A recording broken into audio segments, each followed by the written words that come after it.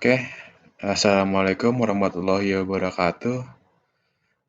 Kami dari kelompok 6 di sini akan eh, mempresentasikan tentang manajemen pemangku kepentingan. Di sini saya mewakili Azami sebagai pembicara pertama untuk presentasi kelompok kami. Nah, di sini tuh ada anggota kelompok kami yaitu Claudia Sidi Mersa, Laila Anzala, Mas Agus Fadliansah, Syamsuddin, Muhammad Hilmi Azami, Rizky Aufakansa, Sari Setiayuk, kemudian Tina Udina. Nah, yang pertama itu adalah manajemen. Apa sih manajemen itu? Nah, manajemen secara etimologi atau bahasa, jadi kata manajemen ini diambil dari bahasa Prancis kuno, yaitu manajemen, yang artinya adalah seni dalam mengatur dan melaksanakan. Kemudian, di sini itu juga ada pengertian dari para ahlinya. Yang pertama adalah George Robert Terry. Manajemen adalah sebuah proses yang khas yang terdiri dari beberapa tindakan, yakni perencanaan, pengorganisasian, menggerakkan, dan pengawasan. Kemudian ada yaitu Henry Fayol. Manajemen adalah suatu proses perencanaan, pengorganisasian, pengordinasian, pengawasan, atau kontrol terhadap sumber daya yang ada agar mencapai tujuan. Jadi ya dari kedua ahlinya itu semuanya itu sama gitu, intinya gitu. Itu juga eh, di tindakan yaitu perencanaan, pengorganisasian, penggerakan, dan pengawasan. Sedangkan untuk di bawahnya itu Henry File itu juga sama gitu. Ada koordinasi, ada pengawasan juga, dan juga ada perencanaan juga gitu. Jadi intinya itu sebenarnya ada di kata-kata tadi ya. Kemudian tuh untuk selanjutnya, itu fungsi manajemen. Nah, fungsi manajemen itu dikemukakan oleh George R. Terry. Itu yang pertama adalah planning. Apa sih planning itu? Planning adalah menentukan tujuan yang hendak dicapai selama suatu masa yang akan datang dan apa yang harus diperbuat agar dapat mencapai tujuan tersebut. Jadi, kayak misalnya suatu perusahaan ya mempunyai suatu tujuan, baik itu tentang proyek ataupun kegiatan. Nah, jadi ya bakal diperhitungkan gitu, kayak misalnya apa apa yang harus dilakukan oleh perusahaan tersebut agar pada saat yang ditentukan eh, tujuannya itu tuh dapat terlaksana gitu. Maka dilakukan planning gitu. Kemudian itu ada organizing. Organizing adalah mengelompokkan yang menentukan berbagai kegiatan penting dan memberikan kekuasaan untuk melaksanakan kegiatan-kegiatan itu. Jadi, eh, hal-hal penting yang ada dalam suatu kegiatan itu dikelompokkan gitu dan ditentukan agar pada saat di akan dilaksanakan itu tertata gitu. Kemudian itu ada staffing. Nah, staffing ini itu sesuai namanya ada staffnya itu. Jadi ya eh, kita itu menentukan sumber daya manusia apa saja gitu yang diperlukan. Kemudian sumber daya manusianya itu diarahkan, disaring, dilatih, dan dikembangkan supaya dapat supaya suatu kegiatannya itu dapat terlaksana dan sumber daya manusianya ini tuh dapat melaksanakan kegiatan tersebut dengan baik. Kemudian itu ada motivating. Motivating yaitu mengarahkan atau menyalurkan perilaku manusia ke arah tujuan-tujuan. Jadi bisa dibilang itu sama kayak brainstorming ya. Jadi ya memberikan suatu sugesti kepada orang-orang supaya mereka itu semakin rajin gitu untuk membuat kegiatannya ini semakin sukses gitu. Kedua adalah controlling. Jadi controlling itu mengukur pelaksanaan dengan tujuan-tujuan menentukan sebab-sebab penyimpangan dan pengambilan tindakan-tindakan korelatif. Jadi misalnya tuh ada suatu masalah atau apa. Nah, dalam controlling ini jadi akan diatur gitu supaya masalah tersebut tuh dapat diatasi gitu. Seperti itu. Kemudian itu adalah pemangku kepentingan atau stakeholder. Nah, apa sih pemangku kepentingan itu? Pemangku kepentingan adalah kelompok maupun individu yang mempengaruhi pencapaian tujuan perusahaan atau dipengaruhi kegiatan perusahaan pada saat perusahaan mengejar tujuan. Nah, itu menurut para ahli itu pengertian stakeholder itu di sini itu ada menurut Wibisono, yaitu stakeholder atau pemangku kepentingan adalah orang atau kelompok yang memiliki kepentingan langsung atau tidak langsung yang bisa mempengaruhi eksistensi dan aktivitas perusahaan. Sedangkan, menurut Edward Freeman, stakeholder atau pemangku kepentingan adalah sekelompok masyarakat dan juga individu yang saling mempengaruhi oleh pencapaian tujuan dari organisasi. Kemudian itu adalah menurut Bicep, stakeholder, pemangku kepentingan adalah individu atau sekelompok masyarakat yang berkepentingan pada permasalahan tertentu. Nah, di ketiga pengertian menurut para ahli ini tuh, stakeholder itu seperti tadi ya, ada yaitu kelompok ataupun juga individu seperti itu. Kemudian itu adalah tujuan pemangku kepentingan. Yang pertama itu memastikan bahwa pandangan dan sikap semua pemangku kepentingan dipahami. Jadi pemangku kepentingan ini kan mau bisa dibilang itu ikut serta dalam suatu kegiatan atau proyek itu supaya tujuan mereka itu dipahami gitu sama orang-orang yang ada di kegiatan tersebut gitu. Dan tujuan itu dapat terlaksana gitu. Seperti itu. Kemudian mempengaruhi pemangku kepentingan menjadi pendukung pekerjaan dimanapun yang memungkinkan.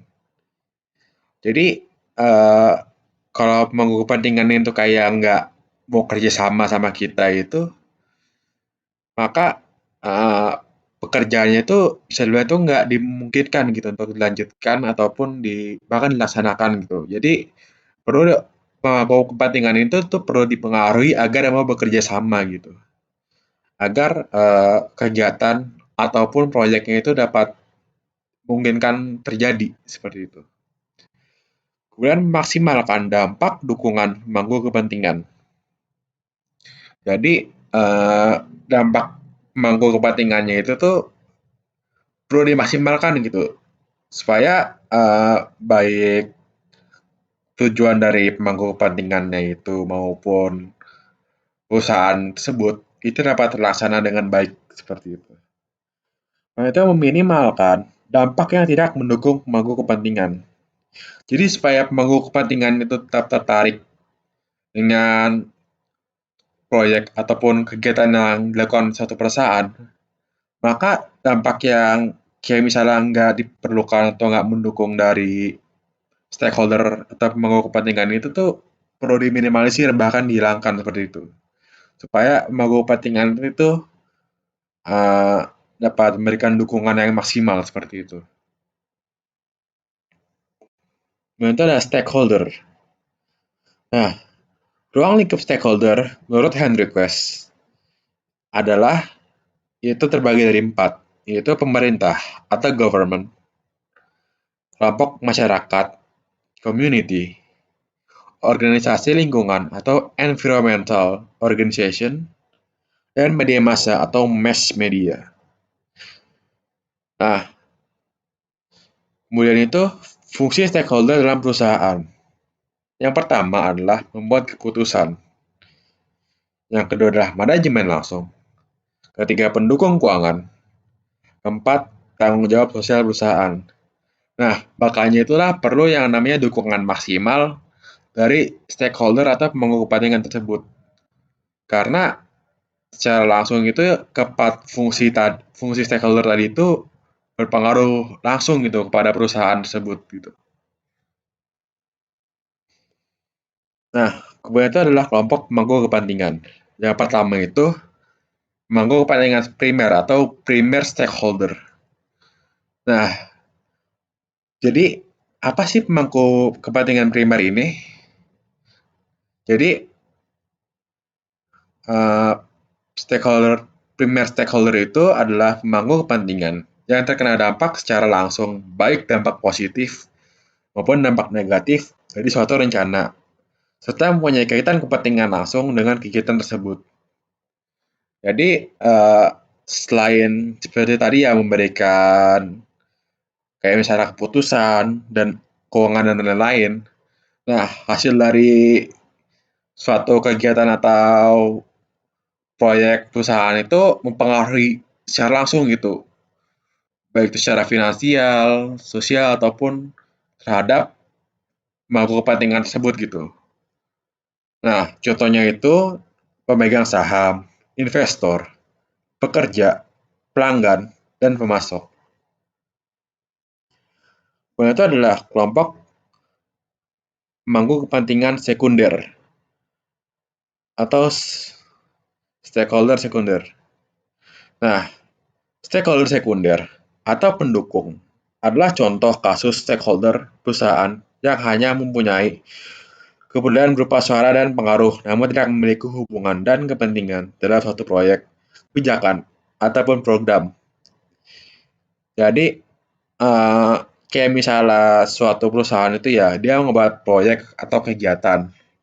Nah, stakeholder sekunder itu kayak cuman memberikan apa, kayak saran, ataupun juga menunjukkan bahwa mereka itu tertarik pada suatu kegiatannya itu tuh.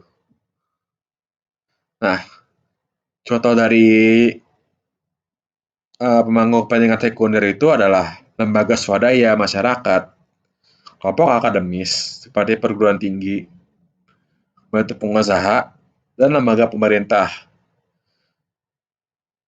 Uh, untuk bagian yang saya bawakan cukup sampai sini. Selanjutnya akan disambung oleh teman kelompok saya yaitu Mas Agus Fadliansyah.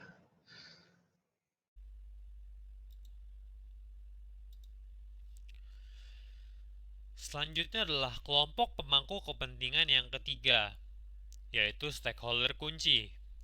Stakeholder kunci merupakan contoh kasus stakeholder perusahaan yang mempunyai kewenangan legal saat pengambilan keputusan maupun penentuan kebijakan.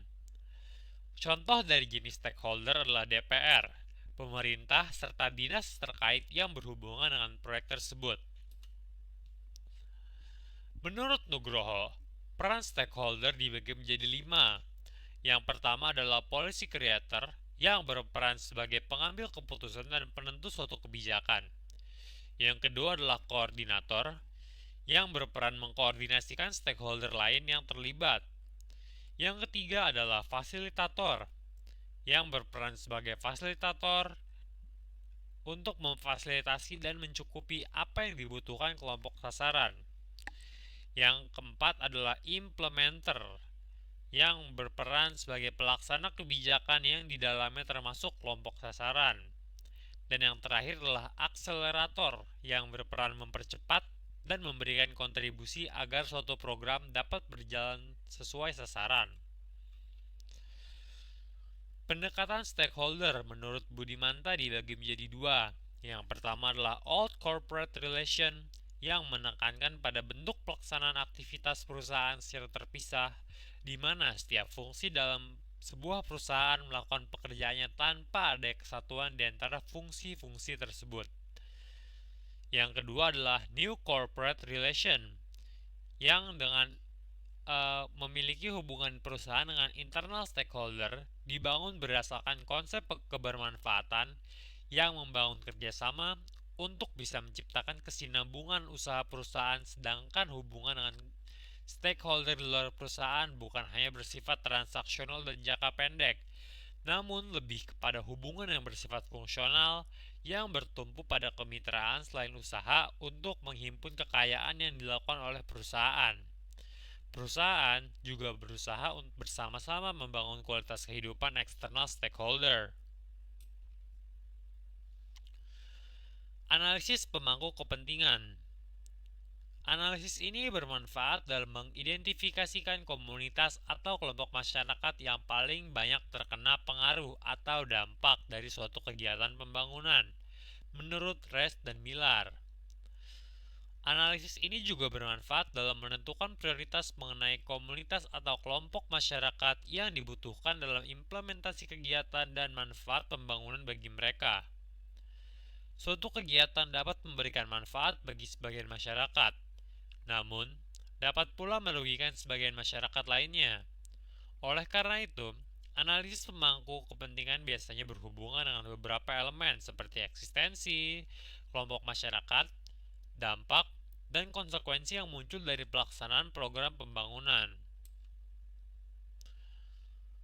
Stakeholder Management. Strategi stakeholder management model adalah didasari bahwa tujuan paling akhir suatu korporasi adalah keberhasilan di pasar. Perusahaan harus mengelola stakeholder sehingga memperoleh laba sesuai target. Stakeholder management yang kedua adalah intrinsic stakeholder commitment model. Hubungan antara manajer dan stakeholder didasarkan pada komitmen dan bukan berdasarkan keinginan perusahaan untuk memanfaatkan stakeholder untuk memaksimalisasi laba dan mendorong perusahaan untuk merumuskan strategi perusahaan di mana strategi perusahaan ini berpengaruh terhadap kinerja keuangan perusahaan. Stakeholder management memiliki kepentingan atau tautan yang real dan dapat mendukung atau menghalangi perusahaan dalam mencapai tujuannya.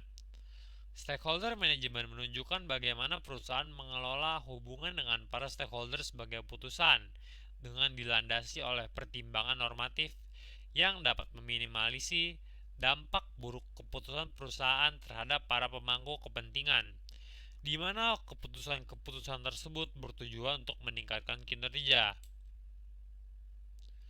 Stakeholder management dibagi menjadi dua, yaitu strategi stakeholder management model. Modal intrinsic stakeholder commitment didasari oleh suatu asumsi bahwa perusahaan akan mempertimbangkan kepentingan pemangku kepentingan dan komitmen moral ini akan mendorong perusahaan untuk merumuskan strategi perusahaan di mana strategi ini akan berpengaruh terhadap pencapaian kinerja perusahaan. Manajemen kedua adalah intrinsic stakeholder commitment model yang didasari oleh suatu asumsi bahwa tujuan akhir suatu korporasi adalah keberhasilan korporasi tersebut.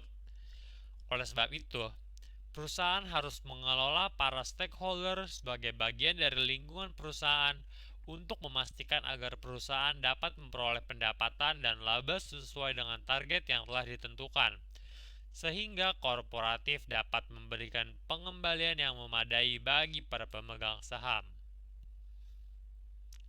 Baik, kurang lebihnya mohon maaf. Terima kasih telah mendengarkan. Wassalamualaikum warahmatullahi wabarakatuh.